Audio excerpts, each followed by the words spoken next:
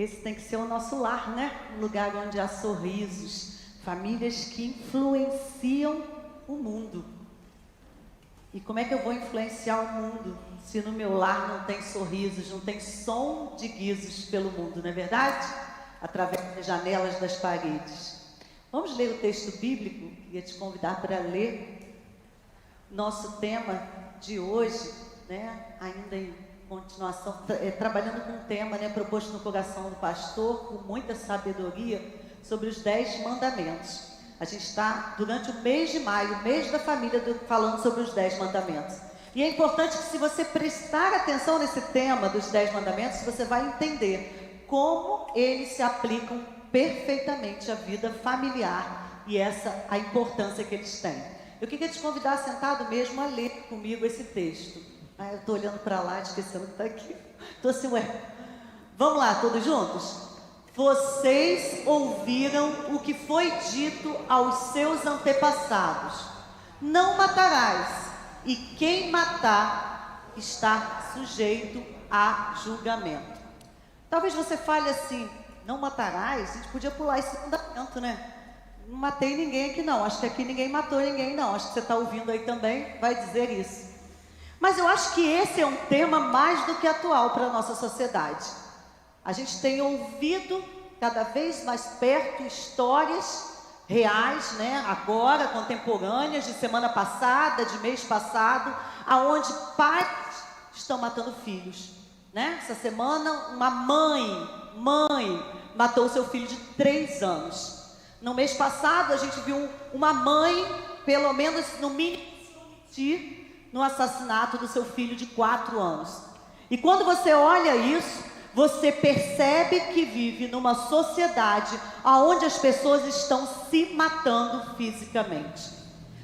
Neto matando a avó, filho matando pai, pais, como eu falei, matando filhos. Então é um tema atual. Então os 10 mandamentos narrados lá em Êxodo, aonde aqui Mateus está falando, né? Está narrando que Jesus está falando. Você ouviu falar, que eu já falei lá atrás. Lá Moisés já deu os 10 mandamentos, que você não deve matar, porque você vai perder, né? Você vai estar sujeito a julgamento se você matar alguém.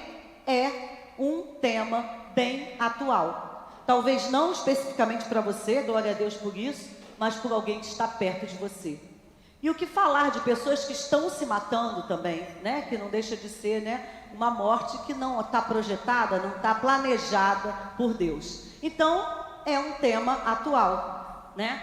Jesus, quando ele vem, ele pega os 10 mandamentos e ele fala assim: tem 10 mandamentos. A gente está estudando aqui todo esse mês os 10 mandamentos. Mas ele vira e fala assim: eu vou simplificar para você. Vou fazer uma coisa mais fácil para você. Eu vou pegar os 10 mandamentos e trabalhar em 2. Porque se você cumprir esses 2 mandamentos, você vai estar cumprindo todos eles. Mas a gente achou por bem tem que explicar cada um deles. Mas qual é o primeiro mandamento? Amarás o teu Deus acima de todas as coisas. E o segundo mandamento: amarás o seu próximo como a si mesmo. Então, não matarás está dentro, pelo menos, do segundo. Está no primeiro também, mas está dentro do segundo. Primeiro, porque eu estou descumprindo a ordem de Deus. Então, o tema é atual. Atual no momento que eu falo que a família precisa influenciar o mundo. Como que eu vou influenciar o mundo se eu não mostrar ao mundo que matar, seja fisicamente, seja emocionalmente, seja espiritualmente, está fora do plano de Deus? Agora eu vou abrir um pouquinho mais. Eu estava falando de morte física, mas a gente pode falar de morte emocional. Quantas pessoas vivendo a síndrome do pânico não saem de casa, fica trancado em casa, depressão, onde fica na cama dia e noite. Quantas pessoas que, através do poder da palavra, destroem as suas famílias, declarando palavras que deixam a pessoa como uma morta viva. A gente vê testemunho de pessoas falando: eu casei com alguém que só me bota para baixo. O meu pai só dizia coisas negativas para mim. É um assassinato também emocional, não é verdade? E que dirá espiritual? Quando nas minhas famílias eu não influencio alguém a nível espiritual para que o meu filho, o meu marido, a minha mãe ou quem quer que seja, chegue à presença do Senhor. Se eu preciso ser uma família que influencia o mundo para a vida eterna, para a salvação, eu preciso atentar especificamente para cada mandamento de Jesus para as nossas vidas. Para isso eu vou destrinchar um pouquinho esse não matarás, como eu falei aqui. A gente pode matar fisicamente, a gente pode matar emocionalmente e a gente pode matar espiritualmente. Nós cremos que somos tricotomistas. A palavra é assim, né? Bonita, diferente, né? O que quer dizer isso? Quer dizer que corpo, alma e espírito, né? Alguém disse, um grande teólogo disse assim: nós somos um espírito que habita num corpo e tem uma alma. E isso é bem comprovado biblicamente, através do próximo texto que eu vou ler, 1 Tessalonicenses 5:23, que diz assim. Eu acho que não está aí no 1 Tessalonicenses, não tem problema não, eu vou ler. Diz assim: que o próprio Deus da paz os santifique inteiramente, que todo o espírito, a alma e o corpo de vocês seja conservado irrepreensível na vinda de nosso Senhor Jesus Cristo. Então Paulo está dizendo assim: olha, para você estar irrepreensível até a vinda do Senhor, você precisa conservar seu corpo, sua alma e seu espírito, porque uma coisa está ligada à outra. Se o corpo não vai bem, a minha alma, o meu espírito também não vai bem. Se o meu espírito não vai bem, se o meu espiritual não vai bem, o meu corpo adoece, né? Então uma coisa está ligada à outra. Então, para falar do corpo, né, a gente pegou o texto aqui de Mateus 5:9. Como é que eu vou influenciar o mundo usando o meu corpo? Diz assim: bem-aventurados os pacificadores, pois serão chamados filhos de Deus. Bem-aventurados pacificadores. A gente vive uma cultura que é uma cultura muito interessante, atual. A questão de ética, a questão de padrão, a questão de moral, hoje é toda subjetiva, já notou? Não fala que você não gosta disso não, porque isso não é politicamente correto. Isso não sei se é moral, depende do lugar que você vive. Não, fazer isso depende. A palavra depende parece que é a nossa palavra-chave no mundo atual. Você quer agradar o mundo? Fala, depende. Ninguém quer se posicionar. E porque ninguém quer se posicionar, acontece o que acontece. Porque talvez, se aquela mãe, uma vizinha, eu ouvi o testemunho daquela mãe que matou a filha, e a vizinha falava assim: a gente ouvia a criança chorar, mas ninguém fez nada. Porque a gente pensa assim, depende, né?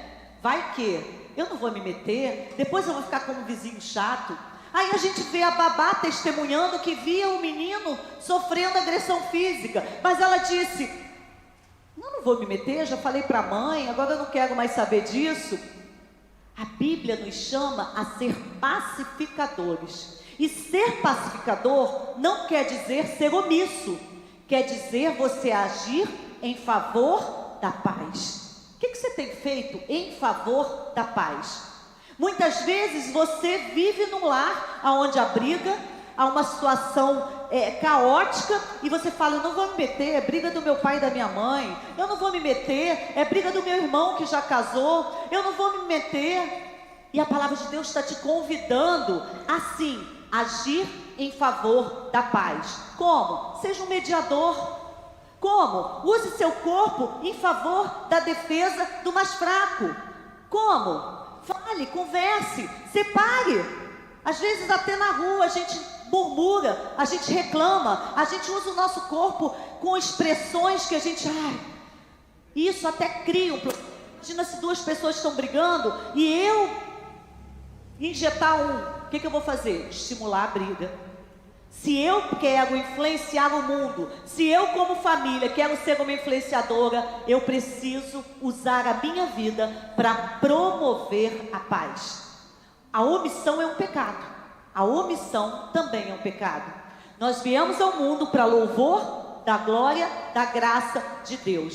Será que a sua vida, o seu corpo está glorificando a Deus? Vamos pensar um pouquinho nisso? Mas a segunda parte seria a alma, né? A alma representa muito o equilíbrio emocional. O que é alma? Vontade, emoções e mente. Biblicamente, a gente fala de alma quando a gente fala das nossas emoções, das nossas vontades, da nossa mente. A gente sabe que quando a alma está doente, ela adoece o corpo. Não é assim? Você vê uma pessoa que guardou mágoa a vida inteira, muitas vezes desenvolveu um câncer. Não estou dizendo que você vai ter câncer por conta disso, mas isso é cientificamente comprovado. Você vê a pessoa com dor no corpo porque às vezes brigou com alguém da família. É verdade ou não é? Então eu preciso ter um equilíbrio na minha alma, né? O que a palavra de Deus diz? Olha como é que isso é importante. Lá em 1 João 3,15 diz assim: quem odeia seu irmão é o que, gente? Vamos falar mais alto? Assassino.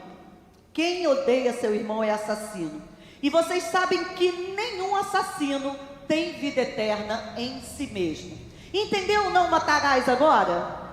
Ah, mas eu não matei ninguém. Será que você está tratando o seu irmão? Será que você tem uma briga, uma mágoa lá de trás e você fala: ah não, com ele eu não quero. Se o fulano entrar nessa igreja, eu não quero ficar na igreja. Eu não vou ser da classe da IBD. Ah, lá na minha casa ele não entra. Ah, não, eu não perdoo. Eu posso até entender, mas eu não quero mais, não perdoo meu pai, porque meu pai fez isso comigo, meu marido fez aquilo comigo, e eu odeio essa pessoa. Talvez você não tenha coragem de falar assim, eu odeio. Você até fala assim, eu não odeio não, mas no fundo você odeia, porque você não quer nem ouvir falar daquela pessoa. E a Bíblia não tem depende. Na Bíblia não tem a palavra depende. Na Bíblia é sim, sim ou não, não. Sim, sim ou não, não. Então você precisa amar o seu próximo. Ou então Deus está classificando você como um assassino. Então vamos lá em Êxodo 20. Não matarás? Peraí, será que eu estou matando? Será que eu estou matando quando eu odeio o meu irmão? Quando eu guardo uma mágoa? Quando eu deixo o meu corpo adoecer por falta de perdão, quando eu fico criando problemas com as outras pessoas e me afasto das pessoas? Não, eu acho muito interessante que a alma, ela se cura do dentro para fora. Ela não se cura de fora para dentro. Outra coisa que é muito interessante na alma é que a gente tem a mania de falar assim: ai, eu estou com um problema sério porque o meu chefe está me perseguindo. Ah, se meu marido fosse uma pessoa melhor, eu viveria melhor.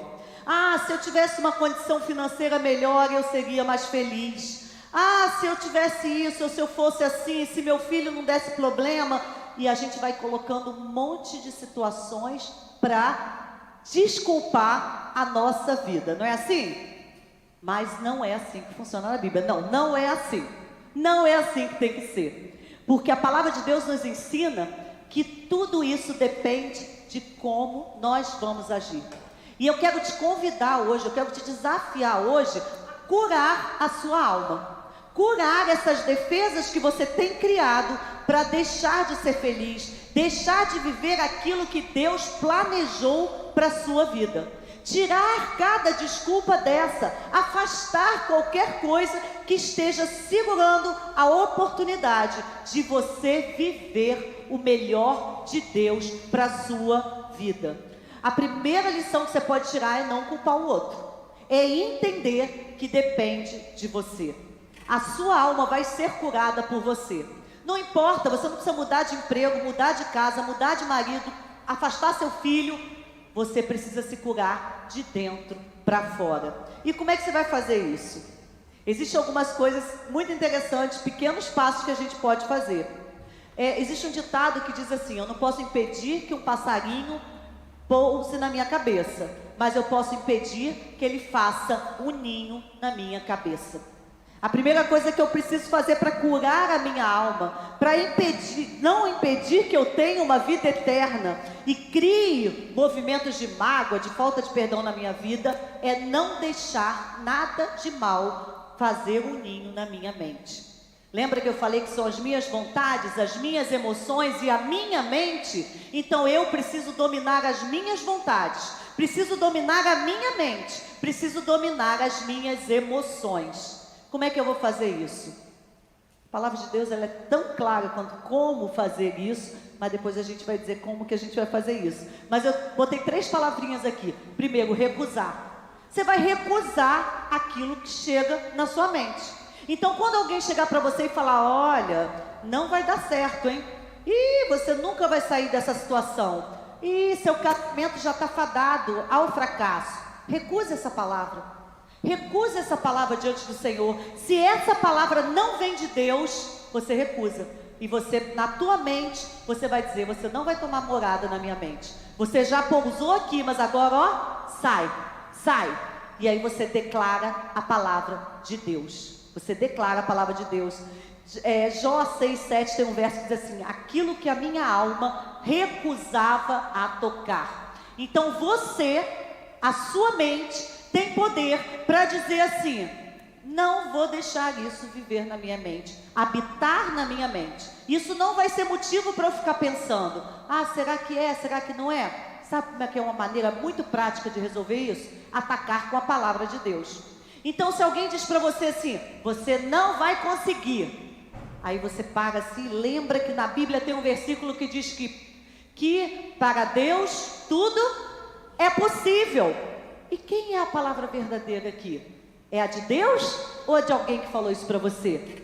E aí alguém vai dizer, você está sofrendo muito, você nunca vai sair desse sofrimento. Aí você para e pensa, vai lá na Bíblia, procura um texto que diz assim: eu posso todas as coisas naquele que me fortalece. A Bíblia tem resposta para toda palavra maldita sobre a sua vida, amém? Mas você precisa conhecer a Bíblia. Você precisa conhecer a Bíblia. Então a gente tem que recusar qualquer palavra que não proceda da palavra de Deus. Outra coisa, você precisa escolher o que vai pensar. Se você já sabe que a sua alma saudável depende do que está na sua mente, você precisa escolher naquilo que você vai pensar. Lembra do texto que a gente usou aqui para a campanha da família? Lá em Filipenses 4:8, o que diz? Vamos lá, Filipenses 4:8. Quanto ao mais, irmãos, tudo que é verdadeiro, tudo que é honesto, tudo que é justo, tudo que é puro, tudo que é amável, tudo que é de boa fama, se há alguma virtude, se há algum louvor, nisso pensai. Então você precisa escolher o que vai pensar. Escolher o que vai pensar. Quantas vezes... Eu sei que eu não sou diferente de vocês. Às vezes a gente já acorda com aperto no coração, não acorda? Acorda com uma angústia. A gente tem uma luta para vencer. A gente tem um problema. E parece que aquilo assim, já acorda assim. Aí eu falo, eu escolhi ser feliz. Porque ser feliz é uma escolha. Então eu falo assim, peraí, eu coloco um louvor no meu celular, já estou escovando o dente com louvor, ou com uma palavra abençoada de um bom pregador, e eu estou ali, alimentando a minha mente com aquilo que me traz esperança. Como diz o profeta lá atrás, trago à minha mente o que me traz esperança. Eu tenho criado o hábito de acordar, e quando eu abrir o olho, eu já começo a declarar um salmo na minha mente, não com voz, mas eu começo a pensar num salmo que eu sei de cor, e antes de levantar, eu declaro esse salmo na minha vida, e o meu dia começa muito melhor. Mas imagina se eu estou acordando e já penso, eu tenho que pagar aquele boleto, eu tenho um problema em casa, eu tenho muito trabalho para resolver, eu vou ter que enfrentar isso, o dia já começa, murcho. Então você tem o poder da escolha do que você vai manter na sua mente. Vão vir pensamentos? Vão, mas escolhe não fixar neles. Padrões da mente também. Aí a gente pode usar o nosso clássico Romanos 12:2. Quando eu escolho o que eu vou pensar, e eu posso usar Filipenses 4 para isso, né? Tem louvor, é bom, é puro. Então eu posso pensar nisso. Eu vou renovar a minha mente com novo padrão de mente. Evelise, há anos que eu estou pensando nisso. Eu sou assim, eu me preocupo assim mesmo. Não existe isso. Renova a sua mente. A palavra de Deus diz: não vos conformeis com este século, mas transformai-vos com a renovação da vossa mente. para que experimenteis qual seja a boa, agradável e perfeita vontade de Deus. O que eu acho fantástico na Bíblia é que a vontade de Deus, ela é boa, ela é perfeita e ela é agradável. Então, se eu estou agradável, se eu estou feliz, se está boa, é porque eu estou na vontade de Deus. Se eu estou aflita, se eu estou angustiada, se eu estou triste, quando eu estou fazendo alguma coisa, opa, alerta vermelho. É porque eu não estou fazendo ou cumprindo aquilo que Deus quer para a minha vida. Mas eu vou alcançar isso transformando a minha mente. Transformando a minha mente. É como se fosse uma academia. Só que não é uma academia física. A minha amiga Rosane está lá em cima, que é a minha campeã fitness, meu exemplo fitness de mulher. Ela faz, academia o quê? 20 anos. E eu vou perguntar para ela, se ela parar de fazer exercício hoje, daqui a um mês, ela vai ter o corpo que ela tinha antes? É assim? Não, academia você tem que fazer como? Porque o músculo, ele faz o quê? Ele esquece. Então, se você tem um ritmo de exercício, meu tio Nilo também aqui, que um homem de exercícios, tem que estar sempre em exercício, sempre em exercício. A mente não é diferente. Então a gente precisa agora se matricular na academia da alma. E como é que a academia da alma funciona? Se alimentando com coisas boas, não coisas físicas, não exercícios físicos, mas exercícios espirituais. Então você quer ter paz com seu irmão? Comece a exercitar o amor com ele. Você quer tirar o ódio do seu coração, daquela mágoa que você tem antiga? Começa a colocar diante do Senhor, ora diante do Senhor, pratique o amor e vai lendo a Bíblia, e vai orando, e todo dia, quando você vê, você fala, eu nem estou pensando mais nisso. Gente, eu não sinto nem mais aquilo que eu sentia por aquela pessoa. Vai exercitando a sua alma. A gente falou do corpo, da alma, e eu fecho com o espírito. E eu queria ler o texto, que o espírito é a conexão com Cristo. Se eu falei que a alma adoece o corpo, e eu preciso curar a alma, nada melhor do que o espírito para me ajudar a curar essa alma. E aí eu queria ler com você o texto que diz assim, o textozinho que diz assim, minha oração não é apenas por eles. Essa é uma oração de Jesus, tá? Jesus está falando lá em João. Rogo também por aqueles que crerão em mim, por meio da mensagem deles, para que todos sejam um. Pai, como tu estás em mim e eu em ti, que eles também estejam em nós, para que o mundo creia que tu me enviaste. Dê-lhes a glória que me deste, para que eles sejam um, assim como nós somos um, eu neles e tu em mim. Que eles sejam levados à plena unidade, para que o mundo saiba que tu me enviaste e os amaste como igualmente me amaste. O nosso tema não é famílias que influenciam o mundo? Então olha como é que Jesus está me ensinando. Olha como é que Jesus está te explicando como funciona. Ele está fazendo uma oração ao Pai, dizendo, Senhor, que o povo aqui, todo esse povo aqui, seja um também em ti. Porque a gente sendo um, todo mundo que está lá fora vai olhar e vai dizer, está parecido com Jesus, eu acho que eu quero seguir isso aí. E essa pessoa, poxa, ela é tão feliz, ela é tão bem renovada, ela é bem estruturada, é assim que eu quero a minha família. E aí ela vai dizer, onde que você vai para ser assim? O que que você faz para ser assim? E aí vai te dar a oportunidade de trazer pessoas à presença de Deus. Conexão com Deus. Conexão com Deus.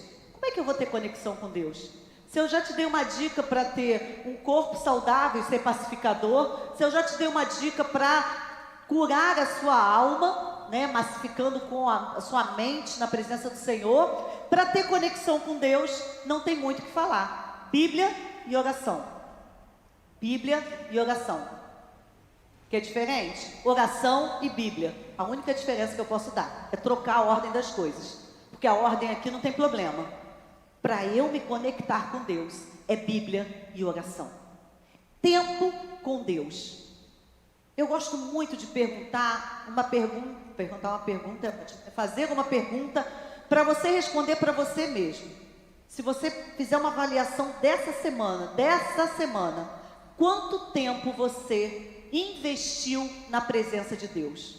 Talvez você tenha saído para conversar com amigos, você tenha visto a sua série preferida, você tenha lido um bom livro, maravilha, coisas boas. Mas quanto tempo você parou toda a sua vida? E não é assim, não, mas eu falo com Deus quando eu estou dirigindo, amém por isso. Ah, eu falo com Deus quando eu estou cozinhando, amém por isso. Não é essa a pergunta. Ah, eu fui à igreja, eu vim à igreja domingo, amém por isso. Não é essa a pergunta. Eu estou lhe perguntando quanto tempo do seu dia você parou tudo, foi para o seu lugar secreto, seja qual ele for, e conversou com Deus. Você pegou a sua Bíblia, você se assentou no seu quarto, no seu banheiro, na sua varanda, no seu quintal, não importa onde. Só você e Deus conversou com Deus, sem pressa, orou, leu a palavra, refletiu na palavra, meditou na palavra. Quanto tempo você dedicou a isso? Você quer ser bem-aventurado, você quer ser bem-sucedido, você quer ser próspero? Bíblia e oração.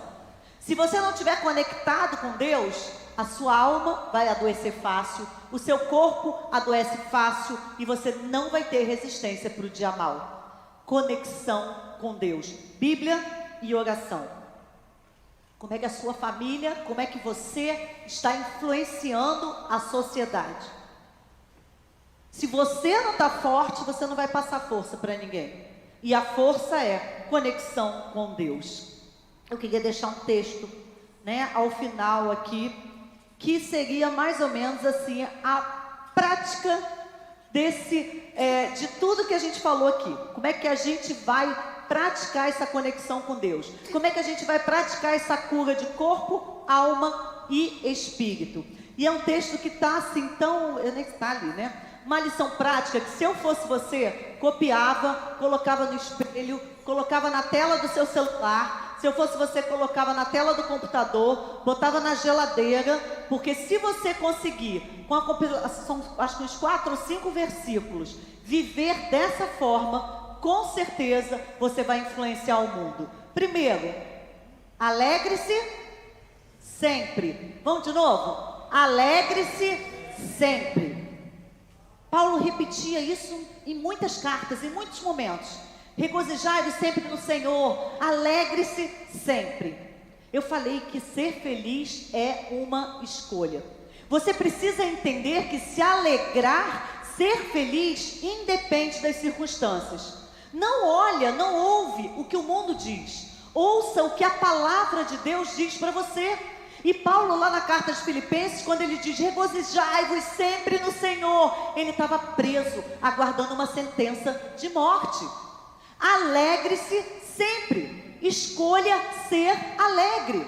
Você, de frente para uma situação ruim, você fala: eu sei que o meu Redentor vive, eu sei que Ele vai cuidar de mim, Deus já decretou vitória na minha vida, eu já vou me alegrar aqui nessa situação, porque eu sei que Deus é que vai usar essa situação para o meu bem.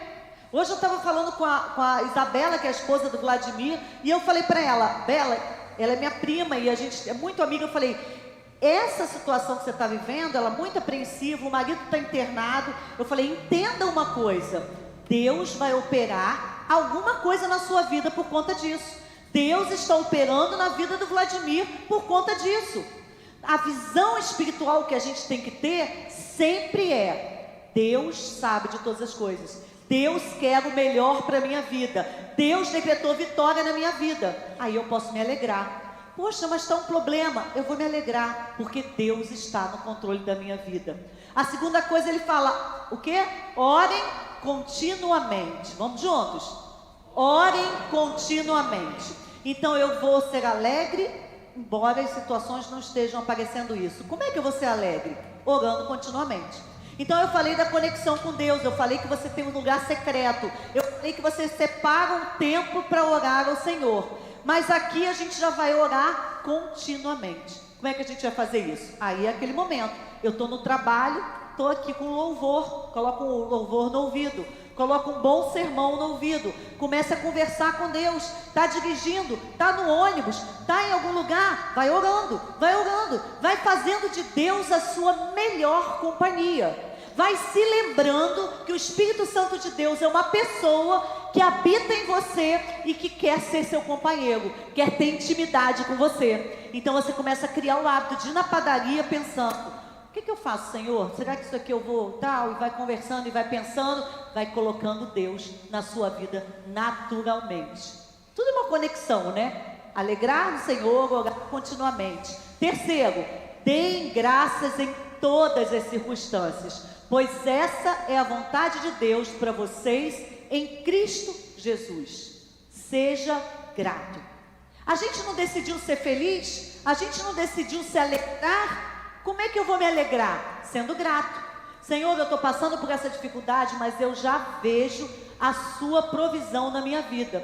Eu te agradeço porque eu sei que tu virás com providência. Senhor, a minha vida está nas tuas mãos e eu te agradeço. Se eu estou comendo só arroz e feijão hoje, eu te agradeço que eu estou comendo arroz e feijão. Se a minha casa não tem tudo que eu queria, eu te agradeço porque pelo menos eu moro num teto debaixo da casa. Senhor, obrigada porque eu sei ver, eu sei me mexer, eu posso andar. E são tantos motivos de gratidão que a gente pode encontrar no nosso dia a dia. E a gratidão é algo que traz muita presença de Deus sobre a nossa vida. Então, se eu escolher ser feliz, eu vou ser grato por cada momento, por cada pequena coisa, por cada pequena alegria. É tão gostoso você olhar a natureza de Deus. Aqui essa igreja já é um exemplo com esse jardim maravilhoso, né? Que é a menina dos olhos do pastor, um jardim maravilhoso. Você passa ali, você olha aquelas flores, você já fala: gente, que maravilha que Deus faz. E a palavra de Deus diz que se Ele faz o lírio, faz uma flor ser bonita assim, que dirá a coroa da criação que somos nós? Se Ele tem prazer que aquilo que é uma florzinha seja tão agradável aos olhos, que dirá a minha vida? Seja grato. E Ele termina dizendo: mas ponha à prova todas as coisas e fique com o que é bom, afaste-se de toda forma de mal. Então, se eu escolhi me alegrar sempre, escolhi estar orando continuamente, se eu convidei o Espírito Santo de Deus para caminhar comigo, para ser íntimo com Ele, eu preciso provar as coisas e me afastar do que é mal, e escolher somente as boas coisas. Pequenas coisas, pequenas atitudes vão limpar a minha alma, vão limpar o meu corpo e vão limpar o meu espírito. Pequenas decisões, às vezes uma palavra maldita, às vezes uma palavra em casa que você fala e não deveria ter falado, às vezes um pensamento ruim que você tem que colocar diante do Senhor, usando o texto lá de Filipenses e falando: vai ter algum louvor essa palavra? Será que eu fazer esse comentário vai acrescentar a vida de alguém? Será que eu fazer essa atitude, eu comprar isso, eu agir dessa maneira, ou eu me omitir em alguma situação? Afaste-se de toda forma do mal, porque Deus é fiel e Ele é justo e Ele honra aqueles que o seguem. Eu queria te convidar a curvar a sua cabeça agora em oração e colocar diante do Senhor um propósito de uma cura total sobre a sua vida, sabendo que essa cura vai começar de dentro de você. Você precisa olhar agora para dentro da sua vida e dizer: o que eu preciso me afastar? O que eu preciso provar na minha vida, ver que não é bom, reter somente o bom e deixar para lá o que é ruim? Eu preciso orar continuamente. Faz um propósito com Deus. Não deixa que a sua vinda aqui hoje seja somente assistir um culto. Faz um propósito diferencial com Deus, de viver uma vida diferente, uma vida próspera, uma vida saudável. Está influenciando através da sua vida, influenciar através da sua família, influenciar através da tua casa esse mundo que precisa ser influenciado. Coloca diante do Senhor agora, coloca diante do Senhor as suas necessidades. Coloca diante do Senhor as mudanças que você precisa fazer na sua vida. Tantas pessoas morrendo lá fora, tantas pessoas morrendo espiritualmente, tantas pessoas morrendo doentes emocionalmente. E o seu papel é influenciar essas vidas, é transformar essas vidas, é mudar essas vidas. Mas para isso você precisa mudar a si mesmo.